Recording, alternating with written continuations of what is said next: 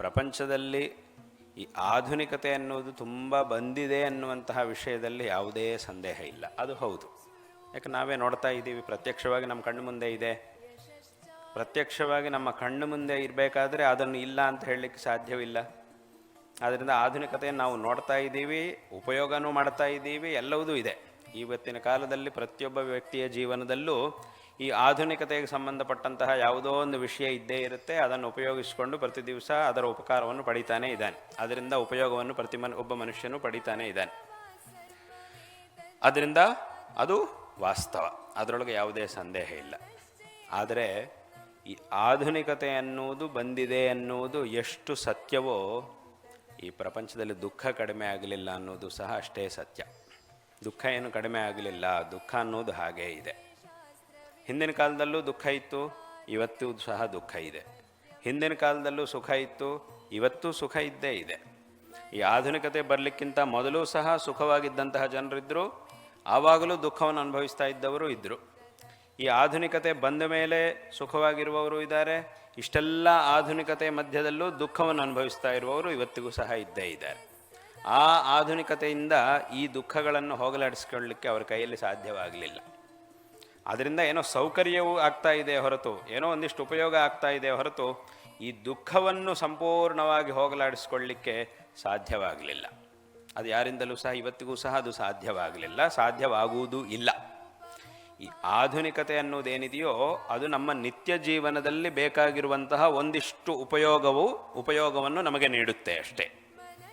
ಆದರೆ ಸಂಪೂರ್ಣವಾಗಿ ನಮ್ಮ ದುಃಖವನ್ನು ಮಾತ್ರ ಅದು ಹೋಗಲಾಡಿಸಲಿಕ್ಕೆ ಸಾಧ್ಯವಾಗುವುದಿಲ್ಲ.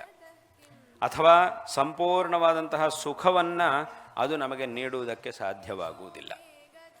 ಯಾಕೆ ಅಂತಂದರೆ ಸುಖ ಮತ್ತು ದುಃಖ ಈ ಎರಡೂ ಬರುವಂತಹದ್ದು ಈ ಆಧುನಿಕತೆ ಅಥವಾ ಆಧುನಿಕತೆ ಇಲ್ಲದೇ ಇರುವಂಥದ್ರಿಂದ ಅಲ್ಲ. ಇದು ಯಾವುದರಿಂದ ಬರುತ್ತೆ ಅಂತಂದರೆ ಧರ್ಮಗಳಿಂದ ಬರುತ್ತೆ. ಧರ್ಮದಿಂದ ಸುಖ, ಅಧರ್ಮದಿಂದ ದುಃಖ. ಆದ್ದರಿಂದ ಆ ಧರ್ಮದಿಂದ ಸುಖವು ಬರುತ್ತೆ, ಅಧರ್ಮದಿಂದ ದುಃಖ ಅನ್ನೋದು ಬರುತ್ತೆ.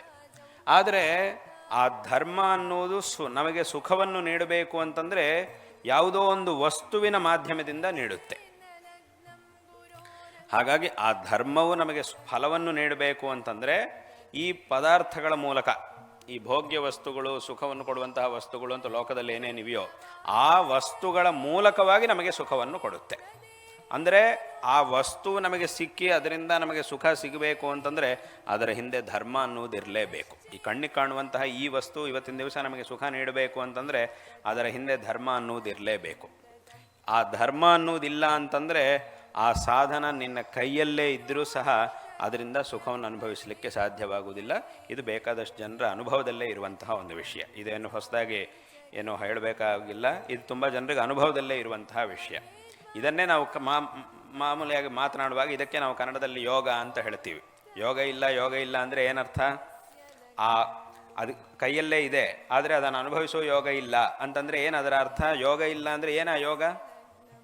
ವಸ್ತು ಕೈಯಲ್ಲೇ ಇದೆ, ಅದರಿಂದ ಯಾರು ಸುಖವನ್ನು ಅನುಭವಿಸಬೇಕಾಗಿದೆಯೋ ಅವನು ಇಲ್ಲೇ ಇದ್ದಾನೆ, ಆ ವಸ್ತು ಕೈಯಲ್ಲೇ ಇದೆ, ಇನ್ನು ಅನುಭವಿಸ್ಲಿಕ್ಕೆ ಏನಂತೆ ಅಂತಂದರೆ ಇಲ್ಲ. ಇದರ ಹಿಂದೆ ಕಣ್ಣಿಗೆ ಕಾಣುವಂಥದ್ದೊಂದಿದೆ, ಕಣ್ಣಿಗೆ ಕಾಣದೇ ಇರುವಂತಹದ್ದೊಂದಿದೆ. ಅದನ್ನೇ ನಾವು ಮಾತನಾಡುವಾಗ ಯೋಗ ಅಂತ ಹೇಳ್ತೀವಿ. ಅದನ್ನೇ ಶಾಸ್ತ್ರದಲ್ಲಿ ಧರ್ಮ ಅಂತ ಕರೀತೀವಿ.